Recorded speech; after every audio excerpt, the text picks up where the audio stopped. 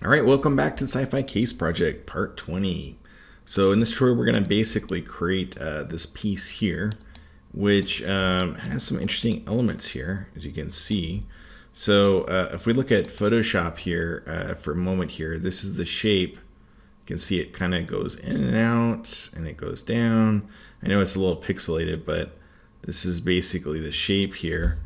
So it has some empty spots here and here on each side, and then an empty spot in the top there to give it that shape. So basically, and then these two cylinders are just basically using the circulars to extrude out what you've seen before. So we're going to go ahead and we're going to move this off to the side here. So I'm just going to move it off to the side just to reference it every once in a while. And then I'm going to turn on this layer, and basically I just have this block here, and I'm going to remove it just by right clicking, remove it from this display layer. And so remember, that's just basically duplicated from the simple cube that I had here in the center. Again, I can always check to see if it is kind of centered aligned if I hold the V key and sort of snap it to the center line here of this sort of main piston here that I have that'll be coming out. And so now I just kind of move it into place, and all I did to create this pretty much was just scale it, and I might make it a little bit thicker. You can see how thick this one is. So let's go ahead and do that. Maybe just look a little bit thicker. And I might just show this one, bring this one back just to kind of use as a guide temporarily, just to kind of see approximately, yeah, it needs to go a little bit lower too from the top and bottom. So I'm just going to scale it. Oop, undo, select this object, and kind of scale it up a little bit just to cover up the whole thing. And then I can move the other one. Let me go ahead and just move this one up a little bit, and then I'll move this one out of the way again. So now I got this one pretty much the correct size I want. So the first thing we're going to have to do is start to add some divisions, and we want to think about this smartly. So I basically modeled just half of it, and then I cut it in half again the other way. So I only had to model one little corner since it's a very symmetrical kind of piece. So I'm going to double click on Insert Edge Loop tool and check this multiple edge loops and have it set to 1. Again, that'll guarantee that it sort of snaps to the center. So a division line this way, a division line this way, a division line this way is very important for each of those. So now I can basically rip off half of this, and then basically the other half on the other side too. So I'm just going to click out for a sec, and I'm actually going to do that. So, or actually, let me wait just a sec here, because I'm going to add a few more divisions here. I'm going to add one here and here.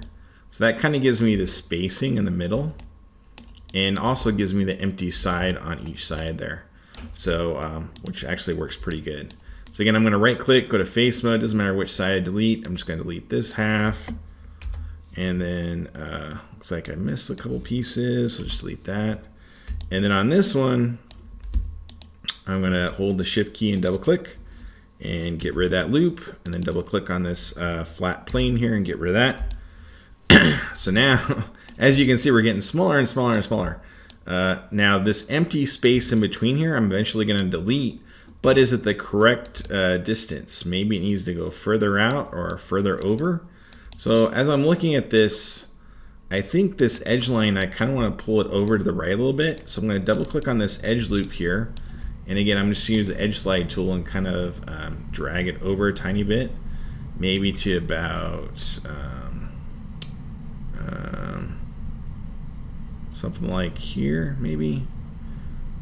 Or actually, let's see.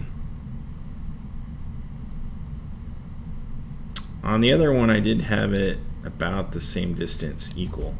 So actually, let me move it back over, and I think I will just go ahead and delete this cube and this cube, and later on we can determine whether or not to adjust it. So I just undid that action. So I'm going to basically delete these faces here and get rid of that part, which is the center part here, right? So deleting that, and then getting rid of these guys here. And so now we're just left with this little bit here. Actually, let me undo that for a sec. Let me undo. I think I want to keep this one for right now. Let me just deal with one corner first. Let me delete this part, and I'll kind of show why. So what I want to do is I want to basically bridge across here. And actually, let me undo. I'm sorry about this. Sometimes you think things are easier, but they're actually easier sometimes when you have the whole piece and then you can delete other parts. So I just want to go back to here where I deleted half of the mesh. So I'm going to go ahead and select this little section here and delete it. The reason why is now I think I have just an easier time kind of figuring out where to bridge across on both sides. I can bridge this across. So I can use an edge here and hold the shift key and edge here and use the bridge tool to basically seal that. And then here I can basically do fill hole, and that now seals it up. Looks like there's an issue with some edges here on this one being open, which is really weird. I had this issue before, and I don't know why it was happening, but let's go ahead and just select a vert. Let's try the mesh and do edit mesh, merge at center, and see if any of that will work with any of these. It doesn't seem to be working. Sometimes this happens and it's like, oh, I know why it's happening. You can see here there's an edge loop that's going through here to divide this up. And so the edge loop is creating that issue. So I have to use the multi-cut tool. So I'm going to grab this guy here, the multi-cut tool, and let me click out for a sec. Select the object. There we go. Grab multi-cut, and I'm going to click right here, and then I'm going to hold the shift key, control shift, which will basically bring it all the way down, and then end it right there. So and then left click and left click and right click. Now that one doesn't seem to be working. So anytime that happens where the tool isn't behaving correctly, easy fix is to delete the face and then do the bridge again. Do it this way. Select these two edges and do a bridge, and then select this edge and fill hole. Sometimes the tools just don't behave properly. I don't know if it's a bug in Maya or just some other issue, but that's better now. Okay, so I'm not going to delete the back half yet. I'm going to leave that the way it is. It's just a little easier for me to see at this point. All right, so now what we need to do is we do need to add an edge loop. Let's see. You know, at this point, I'm gonna bring back the mirror. I think working this way sometimes is helpful, but other times it does cause some issues, and I'm just noticing that I am having some issues here seeing it clearly. Maybe it's my perception skills at this point for today. So I'm going to go ahead and just merge, you know, basically mirror it across. So now I can look at it a little bit easier. So I just have a hard time seeing that center piece there that needs to come out. And so now I can see a little bit clearer. So what I'm going to do is I am going to move these verts here, and I'm going to hold the shift key and select these guys and kind of scale them out a little bit. So this needs to be a little bit narrower, and so that works now. And then I need to have an edge loop in here, an edge loop in here that split this. So I'm going to double click on this tool, make sure multiple edge loop is selected with one, and I'm going to center and center divide that. Now I can go into face mode and select these interfaces, which is this part here, and I can delete that. So that's just a little easier to deal with. Now, edge loops, we're gonna have similar problem here, but I'm gonna go ahead and do a bridge, and I'll just add a division this time, and then bridge across this one, and add a division, because you can see the edge loop that's going across. And then here we can do an edge and an edge here and do a bridge that way. At this point we can fill hole. It looks like everything's sealing up correctly except for this center line here. So we'll do an edge and an edge, and we'll do a bridge. And then click on this guy and fill hole. That all looks good. So again, anytime there's an issue, weird things going on, you can try deleting the face again. I'll try deleting these two. And then go to edge and hold the shift key edge, and we'll try a bridge. There we go, got rid of that guy. And then we'll do fill hole, perfect. So now we have the correct geometry, the way I like the look of it. The shape and everything. It does, of course, have all these edges, but at least has the correct, if I hit 3, it has that weird shape. It's kind of like a eagle kind of thing. So now let's add, let's see, I want this to be a little bit square, so I'm actually gonna scale this out just a little bit more. Maybe not quite so much, something like that. That's good. And then I'm gonna add some edge loops. So I'm gonna, let's go ahead, double click, and we'll add, yeah, we can add the center ones first. So we need a center edge loop going across this way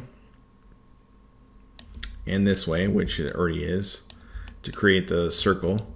And then if I double click on the edge loop tool and set relative distance after that, I can then add my supporting edge loop. So I want to add, you know, one here and one here and one here and one here. So I kind of want these like 4 kind of squares. They're not entirely perfectly square, so maybe I'll double click on this edge loop and maybe bring it up a little bit. Yeah, that looks better. Maybe go a little bit tiny wider. There we go. These look pretty square now. Okay, so I'm selecting these 4 faces, and now I can do the circleize. So again, you guys have seen this before. Hold Shift, right click, and go to circleize components, and then I can hit R and scale it down a little bit because I don't want it to be quite so big. Something like that to start with. Oh, and I understand. Let me undo that for a sec. If you look at this guy versus this guy, I made the divisions more and kind of made the square even smaller yet. But I think I will add some more. Let's see here. I think I just made it smaller. Just looking at this, so I'll double click on this edge loop and bring it down a little bit, and then double click and bring this up. And then I can double click on each of these and maybe scale these in a little bit. I know you're supposed to use edge slide, but these are perfectly square objects, so they're very easy to kind of manipulate this way. All right, I think this is better now, better geometry. So now hold the Shift key, right click, go to circleize components, and that looks pretty good. So at this point, what I'm going to do is hit Control E, and I'm going to click on that blue cube and scale in a little bit and create that little inset, right? And then this time, instead of going inwards, I'm going to go out. So I'm going to hit Control E again and bring this guy out a little bit. And I don't know how far it needs to go. So I could just bring it to about there if I want. I could have a little bit further in, something like that. And as you can see, there's some edge loops. There's an edge loop on the face. So I'm going to hit Control E again and click once on the blue cube and then once on this cube, and it will create the offset there. Really nice. Right click, go to object mode. So if I hit number 3, you can see there it's sort of rounding off that edge. Or flattening off that edge on the front. So I'm going to add some edge loops, make sure relative distance is set. That's good. So I'm going to add one. Whoop, let me undo that. I'm going to add one. Weird things are going on. I had this object selected, so it was doing some weird things. Let's go ahead and shift select these two and isolate them. Could be just I have too much stuff in my scene right now. So I am going to add some edge loops. One here and one here. So that can kind of give me a supporting edge on each side. At the bottom here, I kind of want a base kind of going across like that. And let's see. Actually, let me undo that. I think what I'm going to do is bevel everything. But again, I don't have to do this whole mesh. So I'm going to, at this point, this is a good point to delete half the mesh. So I'm going to select this half and delete it. All right. So this half, what I want to do is eventually, I could add a couple more edge loops somewhere, but I think it's pretty, I like it when it's simple like this to do bevels. Just makes things a little bit easier. So, and at this point, I could even delete half this way. So I might do that. Yeah, I think I will do that. I notice my circle looks a little bit compressed here, like it's not quite as round. Maybe? Oh, that's pretty close. I don't know. All right, so let me go to face mode, select this face, double click. So that is that select that whole loop, delete, double click on this part, mesh, delete. So now we just have this little little thin piece to kind of think about in terms of edges, because everything will be mirrored across. So I'm going to select this edge, this edge, this edge, again just by holding down Shift key. So I'm thinking about what parts I want to have beveled to them. So I want that top ridge to have it. I want this part, right? And then along here, I want this, and then all the way down here. And then all the way around on the bottom piece here also. Now, I don't need any other stuff over here because it goes off. So you can see everything that has an edge selected there. And now I'm going to click on my bevel tool. Again, that's under mesh. So mesh edit mesh bevel. And anytime you click off, you can click in the history for the bevel. You can also do the T key, which is kind of nice. So if I clicked off and hit this, I can just hit T and it brings up the last thing, which is the bevel here. And so I want to adjust the bevel to maybe like 0.3. I think I had last time. I might go a little bit bigger, maybe 0.4. Let's try that. And we'll do 2 segments. And I'm liking the look of that overall. Right click, go to object mode. Let's hit number 3 on that. Yeah, those bevels look okay.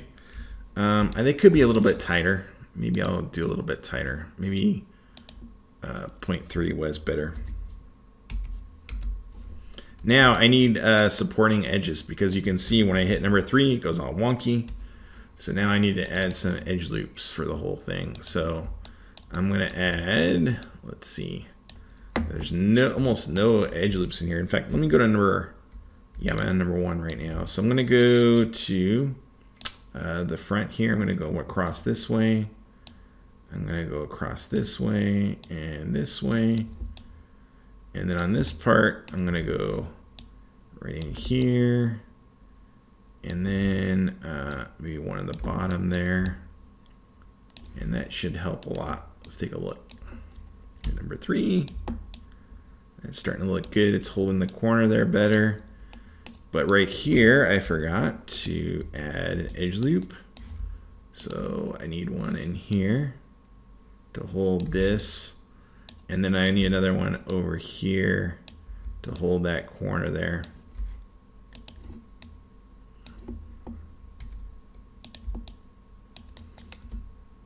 Let me turn off wireframe unshade, take a look. Yeah, they look pretty close. All right, so let me bring everything back.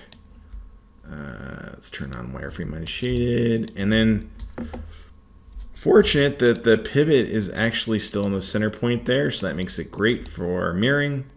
So again, under mesh and mirror, and I'm going to go directly to the options here. Object's great. So the first one I'll do is the X and the minus. So it's already set to X and minus. Hit apply, and that goes across that way. So now you can see it's solid that direction. And then I can go into object mode, take a look at it, and just make sure that you know, all the seams and everything look good. That looks great. And now I could repeat this process by mirroring again in the Z direction, but it's the minus this time instead of the positive. You can see the positive is this direction. So we have the opposite side, and voila, now we got on this side, which is cool. And so now if we pull this back, hit W on it, you can kind of see where it would go. Now, the only thing I might adjust on this is like how thick it is. So and I have to be careful on that if I scale, and I think that's why the circle isn't perfectly circle, because I might have scaled, I can't remember if I scaled some of the circle. Yeah, I might have done that post, but it looks a little like if I scaled in a little bit this way, I don't know. It's very, very close, but it looks a little off to me for some reason. But if I do want to scale this down uniformly and keep that circle, I have to scale from the center. And again, it's just a little bit better to scale with the invert mode. So if I want to scale it down that way, just kind of do it this way. And so something like that looks good. And then we can kind of push it back and take a look. So I think that's pretty good. Now, I then can determine, well, what parts do I want to pull across this way. So if I grab these verts and then hold the shift key and grab all these verts, you can see what I've done is I've selected nothing, from the interior part, and now I can scale out. So I can just scale out, and it's not going to disturb the circles because it's going in the same direction. And so as I pull out like that, if I go in the X direction, it would cause issues with those circles. The tips there. So I think that's pretty close. Let's go back to object mode and just pull it up a little bit. Yeah, so I think what I would do ultimately is to fix this with the cylinder issue is select this object, go to vertex mode, and select these top or bottom verts and just kind of pull it down a little bit further. Something like maybe that. And then I can grab that cylinder in here. There we go. And just pull it down a little bit. There we go. Now it feels like it comes together now. So the whole idea, again, this will be parented to this later on, so that when this rotates, it'll all kind of fall through, which will be really, really cool. All right, and so in the next tutorial, we'll start to block out other parts. It's looking really good right now, but I think, can't wait to see the rest, right? We got the little handle piece and the two sides here for this piece to be complete here. All right, so until next time, see you soon. Cheers.